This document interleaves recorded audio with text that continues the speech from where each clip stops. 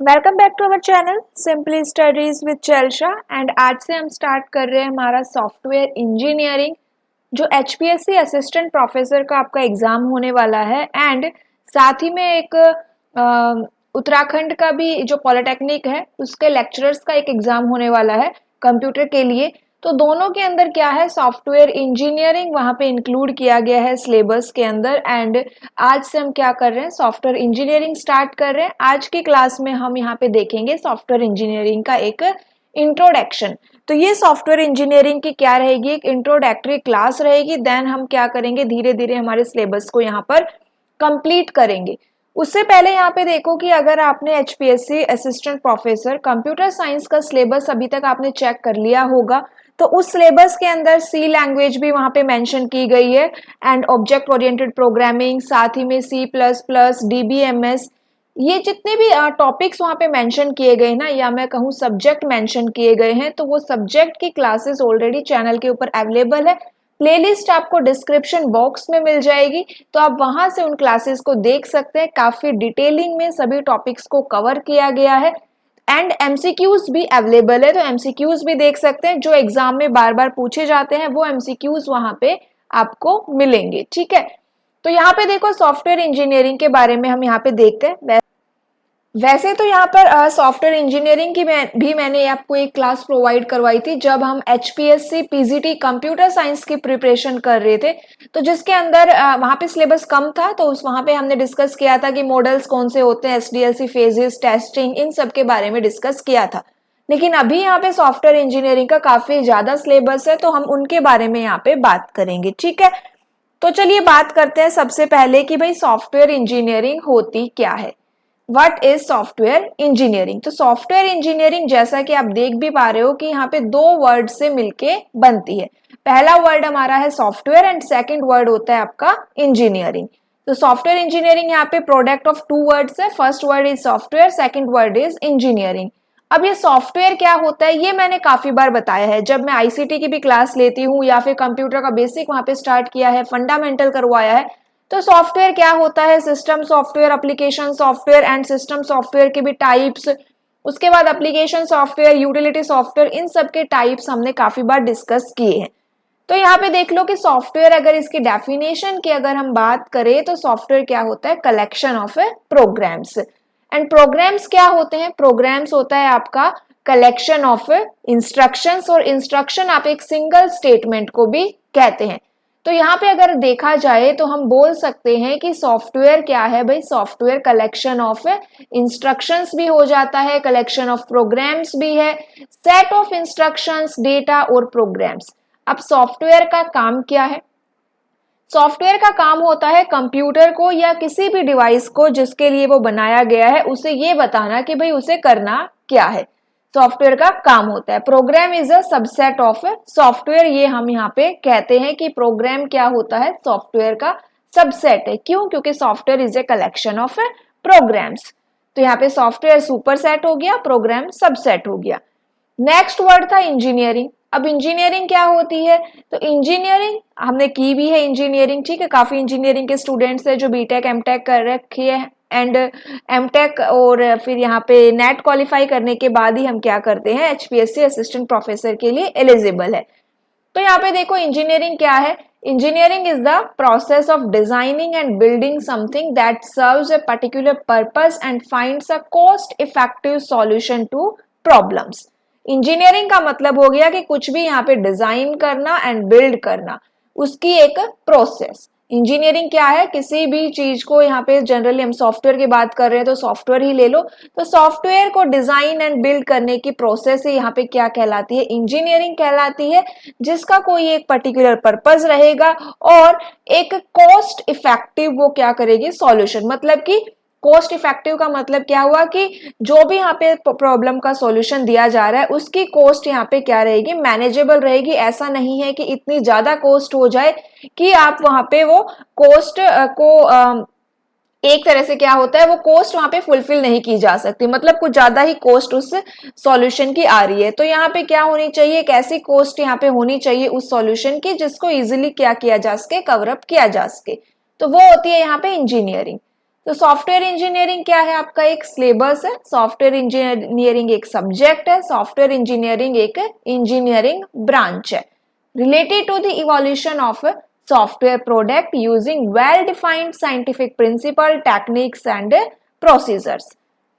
Result of software engineering is an effective and reliable software product. तो ये software engineering का basic introduction था, जिसमें हमने देखा कि सॉफ्टवेयर क्या होता है, इंजीनियरिंग क्या होता है। सॉफ्टवेयर इंजीनियरिंग के रिजल्ट में आपको क्या मिलेगा, एक रिलायबल और इफेक्टिव सॉफ्टवेयर प्रोडक्ट मिलेगा। ठीक है, इतना हुआ, बेसिक सी बात है। नेक्स्ट यहाँ पे देखते हैं evolving role of software. Software के रोल की यहाँ पे हम क्या करेंगे, बात करेंगे। तो देखो यहाँ पे सॉफ्टवेयर के ड्यूअल रोल होते हैं, या फिर सॉफ्टवेयर क्या होता है, सॉफ्टवेयर यहाँ पे दो रोल किसके होते हैं, सॉफ्टवेयर के होते हैं। फर्स्ट रोल क्या रहता है उसका, एज ए प्रोडक्ट होता है सॉफ्टवेयर का, एंड सॉफ्टवेयर का सेकंड रोल क्या होता है, as a vehicle for delivering the product. As a product का मतलब क्या हुआ भाई, सॉफ्टवेयर की बात हो रही है तो सॉफ्टवेयर है वो एक प्रोडक्ट की तरह ही वहां पे काम कर रहा है। जैसे कि किसी भी यूजर ने, किसी भी कस्टमर ने कोई भी एक सॉफ्टवेयर बनाया है, एंड सॉफ्टवेयर इंजीनियर उस सॉफ्टवेयर को क्या करता है, बना के कस्टमर को देता है। तो वो सॉफ्टवेयर उस कस्टमर के लिए क्या हुआ, एक प्रोडक्ट हुआ, एंड वो क्या करेगा, वो प्रोडक्ट या वो सॉफ्टवेयर उस कस्टमर के लिए काम करेगा, जो भी इंस्ट्रक्शंस वो देगा उसके अकॉर्डिंग वो क्या करता है, परफॉर्म करता है। कस्टमर की रिक्वायरमेंट के अकॉर्डिंग उसके अंदर क्या दिए जाते हैं, फीचर्स दिए जाते हैं, तो वो उसी के अकॉर्डिंग क्या करेगा, परफॉर्म करेगा। तो ये क्या हो गया भाई, एक प्रोडक्ट की तरह यहाँ पे ये एक्ट करता है। सेकेंड है यहाँ पे as a vehicle delivering the product. As a vehicle delivering the product, इसका मतलब क्या हुआ कि जो भी सॉफ्टवेयर हम बना रहे हैं उस सॉफ्टवेयर को एक व्हीकल की तरह काम कर रहा है, मतलब कि वहां पे प्रोडक्ट को डिलीवर करने के लिए। जैसे कि ये कुछ सिस्टम फंक्शनैलिटी यहाँ पे प्रोवाइड करेगा, या फिर बाकी सॉफ्टवेयर को कंट्रोल करने के लिए, या फिर किसी दूसरे सॉफ्टवेयर को बनाने में हेल्प करने के लिए। ठीक है, मतलब एक एग्जांपल, ये बेस्ट एग्जांपल है कि किसी दूसरे सॉफ्टवेयर को बनाने के लिए आपको किसी सॉफ्टवेयर की रिक्वायरमेंट है, तो वो रिक्वायरमेंट जो है, वो जो सॉफ्टवेयर है वो वहां पे क्या कर रहा है, एक व्हीकल की तरह काम कर रहा है, जिससे कि आपका सॉफ्टवेयर जो भी आप प्रोडक्ट बनाना चाह रहे हो वो क्या हो जाए, बन जाए। ठीक है, तो यहाँ पे ये क्या कर रहा है भाई, हेल्प कर रहा है। तो दोनों तरह के काम करता है, एक फाइनल प्रोडक्ट भी होता है और यहाँ पे वो हेल्प भी करता है बाकी सॉफ्टवेयर के लिए। नेक्स्ट आता है हमारा software characteristics and components. Software characteristics की जब बात करें तो टोटल 6 कंपोनेंट्स आते हैं। ठीक है, टोटल 6 कैरेक्टरिस्टिक्स होती है। यहाँ पे कौन कौन सी होती है, फर्स्ट कैरेक्टरिस्टिक्स है फंक्शनैलिटी, सेकंड है एफिशिएंसी, थर्ड है रिलायबिलिटी, फोर्थ है मेंटेनेबिलिटी, फिफ्थ है पोर्टेबिलिटी एंड सिक्स्थ है यूजेबिलिटी। सॉफ्टवेयर कैरेक्टरिस्टिक्स की कितनी हो गई, यहाँ पे 6 कैरेक्टरिस्टिक्स है।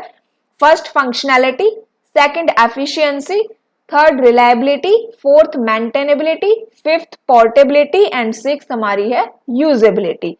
अब यहाँ पे देखो एक एक करके यहाँ पे थोड़ा सा देख लेते हैं कि ये क्या क्या होती है। फर्स्ट है यहाँ पे फंक्शनैलिटी। फंक्शनैलिटी का मतलब क्या हुआ कि कोई भी सॉफ्टवेयर डिजाइन किया गया है, वो सॉफ्टवेयर कोई ना कोई फंक्शन क्या करेगा, परफॉर्म करेगा। उस सॉफ्टवेयर में अपनी खुद की क्या होंगे, कुछ फीचर्स होंगे, कुछ कैपेबिलिटीज होगी जो यूजर के रिक्वायरमेंट के अकॉर्डिंग रहेगी। तो ये क्या हो गया अभी, फंक्शनैलिटी। हर सॉफ्टवेयर की अपनी क्या रहेगी, एक फंक्शनैलिटी रहेगी। सेकंड है रिलायबिलिटी। रिलायबिलिटी का मतलब क्या हुआ कि एक सॉफ्टवेयर कितना रिलायबल है। ये कैसे पता चलेगा कि एक सॉफ्टवेयर कितना रिलायबल है, तो ये हम देखेंगे कि वो जो सॉफ्टवेयर बनाया है वो कितना कंसिस्टेंट है, उसकी आउटपुट कितनी कंसिस्टेंट आ रही है टाइम टू टाइम, उसके फंक्शंस कितने करेक्टली वर्क कर रहे हैं। जैसे कि एक टाइम पे उसने कोई आउटपुट दी किसी इनपुट पे, तो हर बार वो सेम इनपुट पे सेम आउटपुट दे, मतलब उसका जो आउटपुट आ रही है वो क्या है, कंसिस्टेंट रही, तो वो रिलायबल है। दूसरा, वो जो एरर्स आ रहे हैं, एरर है, उनको हैंडल करने में कितना ठीक है, टेस्टिंग करने में कैसा है वो। तो ये सारी चीजों से क्या पता चलेगा कि भाई वो कितना रिलायबल है। थर्ड आती है एफिशिएंसी। एफिशिएंसी का मतलब होता है कि एक सॉफ्टवेयर कितना एफिशिएंट है, ये हम कैसे देखेंगे कि एक सॉफ्टवेयर जो रिसोर्सेज है उनको कितने अच्छे से यूज कर रहा है, कितनी एफिशिएंटली इफेक्टिवली वो क्या कर पा रहा है, रिसोर्सेज को यूज कर पा रहा है। जितना अच्छे से कम ऑप्टिमाइज्ड वे में वो रिसोर्सेज को यूज करेगा उतनी ही उसकी क्या रहेगी, एफिशिएंसी हाई रहेगी। मेमोरी को कितने अच्छे से यूज कर पा रहा है, उसकी प्रोसेसिंग पावर कैसी है, नेटवर्क बैंडविड्थ को अच्छे से यूज कर पाए। हाई एफिशिएंसी का मतलब क्या हुआ कि उसने सभी रिसोर्सेज को अच्छे से यूज किया। मतलब किसी को रिसोर्स की रिक्वायरमेंट है तो ऐसा नहीं है कि सारे रिसोर्स एक ही को दे दिए, ठीक है, एक ही प्रोसेस को प्रोवाइड करवा दिए, नहीं, वो उनको कम से कम रिसोर्सेज प्रोवाइड करवा के कैसे काम करवाना है ये यहाँ पे देखा जाएगा।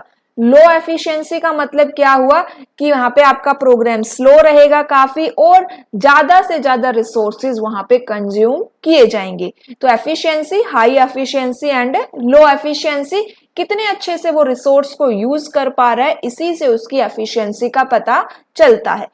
नेक्स्ट है यूजेबिलिटी।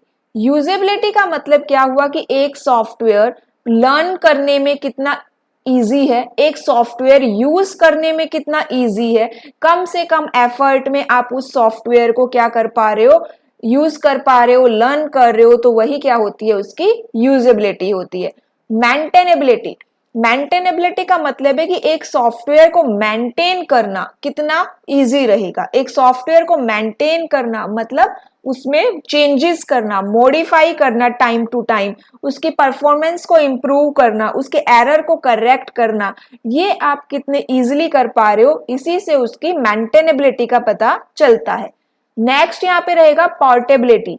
पोर्टेबिलिटी का मतलब क्या हुआ कि यहाँ पे एक सॉफ्टवेयर को अगर आप एक इन्वायरमेंट से दूसरे में क्या कर रहे हो, जब शिफ्ट करते हो, चेंज करते हो, तो आपको क्या करने पड़ रहे हैं, उसमें कम से कम चेंजेस करने पड़े, ठीक है। मतलब कि यहाँ पे आपने एक सॉफ्टवेयर को जब आप एक जगह से दूसरी जगह पे आप उसको शिफ्ट कर रहे हो तब आपको उसमें क्या करने पड़ रहे हैं, कम से कम चेंजेस करने पड़ रहे हैं। ऐसा नहीं है कि आपको बहुत सारी सेटिंग्स चेंज करनी पड़ रही है उस सॉफ्टवेयर को यूज करने के लिए। तो ये क्या थे, इसके फीचर्स थे या कैरेक्टरिस्टिक्स थे, सॉफ्टवेयर कैरेक्टरिस्टिक्स ऑफ और कंपोनेंट्स। उसके बाद आती है software crisis. Software crisis, crisis का मतलब होता है कि जब एक सॉफ्टवेयर को आप बना रहे हो, राइट कर रहे हो, सॉफ्टवेयर प्रोग्राम को जब आप बना रहे हो तो उसे बनाने में कितनी डिफिकल्टी आ रही है एंड वो वहां पे क्यों आ रही है, ये देखना यहाँ पे, ठीक है। तो सॉफ्टवेयर क्राइसिस क्या हुआ कि आपको सॉफ्टवेयर प्रोग्राम को लिखने में डिफिकल्टी आ रही है। अब यहाँ पे देखो क्या क्या रीजन हो सकते हैं सॉफ्टवेयर क्राइसिस के, मतलब कि क्या क्या रीजन हो सकते हैं प्रोग्राम में जो डिफिकल्टी आ रही है उसके। तो फर्स्ट यहाँ पे जो रीजन है वो है आपका the cost of owning and maintaining software was as expensive as developing the software. ये आपको एक रीडिंग लेनी है क्राइसिस से, इजी से। At that time projects were running over time, मतलब पहले की बात हो रही है यहाँ पे। उस टाइम पे सॉफ्टवेयर क्या थे, इनएफिशिएंट थे, जो क्वालिटी ऑफ सॉफ्टवेयर है वो भी लो क्वालिटी थी, सॉफ्टवेयर जो है वो यूजर रिक्वायरमेंट के अकॉर्डिंग नहीं थे, average software project overshoots its schedule by half, software was never delivered, non-optimal resource utilization, challenging to alter, debug and enhance, software complexity is harder to change।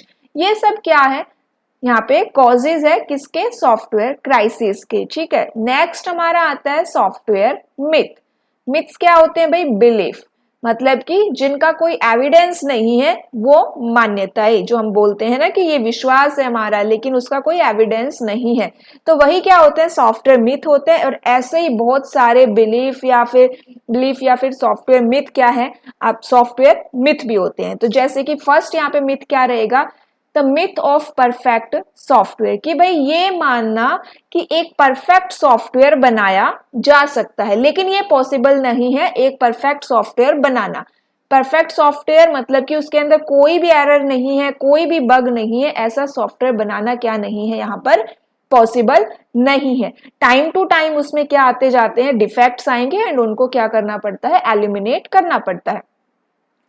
Second यहाँ पे myth क्या है कि short development time.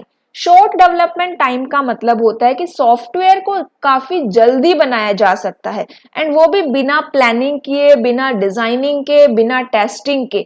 मतलब कि यहाँ पे जब आपके मन में आई आपको सॉफ्टवेयर बनाना है, एंड तभी आपने क्या कर लिया, जल्दी से सॉफ्टवेयर बना लिया, कोई प्रॉपर प्लानिंग नहीं हुई, डिजाइनिंग नहीं हुई, कोई टेस्टिंग नहीं हुई। तो ये भी क्या नहीं है, पॉसिबल नहीं है, ये भी एक मिथ है।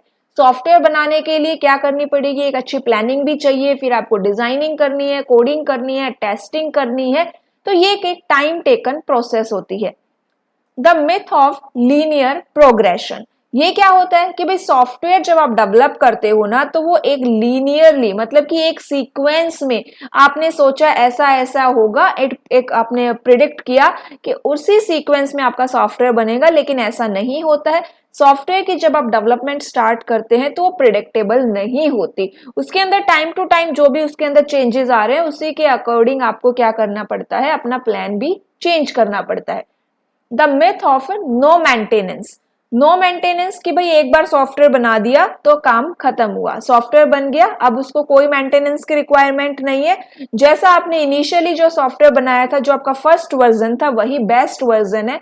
ये यहाँ पे एक मिथ रहेगा। तो ऐसा नहीं होता है, जो फर्स्ट वर्जन होता है वो बेस्ट वर्जन नहीं होता, उसके अंदर टाइम टू टाइम क्या किया जाता है, अपडेशन किए जाते हैं। नेक्स्ट हमारा है the myth of user developer mind reading. ये यहाँ पे क्या मिथ है कि भाई ऐसा मानना कि जो डेवलपर है ना, केवल डेवलपर ही ये समझ सकता है कि यूजर को क्या चाहिए, यूजर की रिक्वायरमेंट को कौन समझ रहा है, केवल डेवलपर ही समझ सकता है, और वो भी डायरेक्टली उससे कम्युनिकेट करके। तो ये भी यहाँ पे क्या रहता है, एक मिथ रहता है। केवल कम्युनिकेशन से ही यूजर की रिक्वायरमेंट को नहीं समझा जाता, उसके लिए यूजर का फीडबैक भी चाहिए, कोलैबोरेशन भी चाहिए। टाइम टू टाइम यूजर की रिक्वायरमेंट क्या पता चेंज हो जाए, उसको कुछ और चाहिए, तो वो भी, इसके लिए भी फीडबैक चाहिए रहता है। तो स्टार्टिंग में केवल कम्युनिकेशन से ही यहाँ पे सब कुछ पॉसिबल नहीं है। The myth of cost predictability, ये मानना कि भाई उसकी कॉस्ट को स्टार्टिंग में आप प्रिडिक्ट कर सकते हो, पहले से ही ये मानना कि भाई ये सॉफ्टवेयर का ये कॉस्ट रहेगा, तो ये भी क्या है, एक मिथ है, ये पॉसिबल नहीं है। सॉफ्टवेयर की कॉस्ट को आप स्टार्टिंग में क्या नहीं कर सकते, प्रिडिक्ट नहीं कर सकते, एग्जैक्टली प्रिडिक्ट नहीं कर सकते, आप एक अपना अप्रोक्सीमेट लेके चल सकते हो, उसके अंदर ऊपर नीचे वो रहेगा, ठीक है। मिथ ऑफ एंडलेस फीचर्स, ये मानना कि एक सॉफ्टवेयर में आप ज्यादा से ज्यादा सॉफ्टवेयर ऐड फीचर्स ऐड कर दो तो वो सॉफ्टवेयर बेटर हो जाएगा, बेस्ट हो जाएगा। ये यहाँ पे क्या है, सबसे बड़ा मिथ है। सॉफ्टवेयर के अंदर, एक सॉफ्टवेयर के अंदर बहुत सारे फीचर्स ऐड करने का मतलब है कि उस सॉफ्टवेयर को कॉम्प्लेक्स बना देना, उसे यूज करने में डिफिकल्टी आएगी, उसे मेंटेन करने में क्या आएगी, डिफिकल्टी आएगी, यूजर को क्या रहेगी, प्रॉब्लम रहेगी। तो ये भी एक मिथ है कि भाई सॉफ्टवेयर में अगर ज्यादा फीचर ऐड कर दोगे तो वो क्या हो जाता है, अच्छा हो जाता है। The myth of no testing needed, यहाँ पे ये माना जाता है कि भाई सॉफ्टवेयर को बिना टेस्टिंग के भी क्या कर सकते हो, आप अच्छे से चला सकते हो। अगर एक प्रोग्रामर है जिसकी स्किल अच्छी है, जो काफी अच्छी कोडिंग करता है, उसने वो सॉफ्टवेयर डिजाइन किया है, तो यहाँ पे हम मान लेंगे कि भाई एक बेस्ट पर्सन ने, एक बेस्ट प्रोग्रामर ने डिजाइन क्या किया है, सॉफ्टवेयर डिजाइन किया है, तो इस सॉफ्टवेयर को टेस्टिंग की रिक्वायरमेंट नहीं है। ये भी क्या रहेगा, एक मिथ रहेगा। टेस्टिंग क्या होती है, यहाँ पे एसेंशियल रहती है। टेस्टिंग से ही हमें क्या पता चलता है, जो डिफेक्ट्स आते हैं, जो हिडन डिफेक्ट, जो अभी तक दिखे ही नहीं, वो डिफेक्ट यहाँ पे निकलते हैं और उसी से उसकी रिलायबिलिटी भी पता चलती है।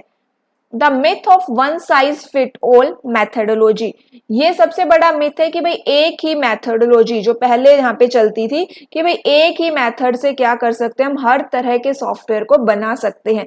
ये भी क्या है, एक मिथ है। अलग अलग टाइप के प्रोजेक्ट के लिए, अलग अलग टाइप के सॉफ्टवेयर के लिए डिफरेंट मेथड्स यहाँ पे चाहिए। The myth of we will fix it later, ये मिथ क्या है कि भाई कोई एरर आ गया, कोई बग आ गया, एंड वहां पे हमने मान लिया कि इसको हम बाद में ठीक करेंगे। तो ये भी एक मिथ है। क्यों? क्योंकि जब आप बाद में ठीक करोगे तो उस टाइम पे आपके कोड का साइज क्या हो चुका होता है, काफी बिगर हो चुका होता है, एंड उस टाइम किसी भी बग को ढूंढना और उसे फिक्स करना काफी टाइम टेकिंग प्रोसेस रहती है वो, ठीक है। नेक्स्ट हमारा रहेगा the myth of all developers are interchangeable. ये क्या रहेगा कि भाई कोई भी डेवलपर किसी को भी क्या कर सकता है, रिप्लेस कर सकता है विदाउट एनी इम्पैक्ट। लेकिन यहाँ पे क्या मिथ है, ये ऐसा क्यों नहीं मानते कि भाई क्यों नहीं रिप्लेस कर सकता, क्योंकि हर डेवलपर की अपनी एक स्किल होती है, अपनी एक नॉलेज होती है, एंड वो स्किल वो नॉलेज उस प्रोजेक्ट को क्या करेगी, अफेक्ट करेगी। The myth of no user training required. यहाँ पे क्या मिथ रहेगा कि भाई यूजर क्या किया जाता है, user will understand and use new software without any training. ये मिथ है कि भाई कोई भी नया सॉफ्टवेयर बनाओ, जाके किसी भी यूजर को दे दो एंड वो उसको क्या कर लेगा, इजीली क्या करेगा, काम करना स्टार्ट कर देगा, उसको कोई भी ट्रेनिंग की रिक्वायरमेंट नहीं है। तो ये भी क्या है, यहाँ पे एक मिथ रहेगा, क्योंकि यूजर को क्या चाहिए, ट्रेनिंग भी चाहिए एंड उसके लिए डॉक्यूमेंटेशन भी उसे दी जाती है कि उसे समझने में, वो उसे समझ के उस सॉफ्टवेयर को यूज करना वो सीख सके। मोर डेवलपर्स इक्वल फास्टर डेवलपमेंट। यहाँ पे क्या माना जा रहा है कि जितने ज्यादा डेवलपर होंगे उतनी ज्यादा जल्दी या फास्टर डेवलपमेंट होगी।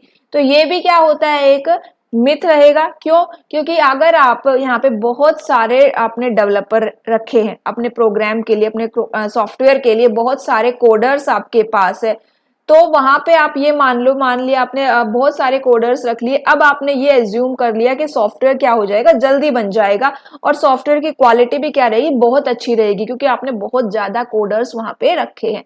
लेकिन ये क्या होता है, जितनी बड़ी टीम होगी उनमें कम्युनिकेशन की प्रॉब्लम आएगी एंड उसमें वो डेवलपमेंट को क्या करता है, इफेक्ट करता है।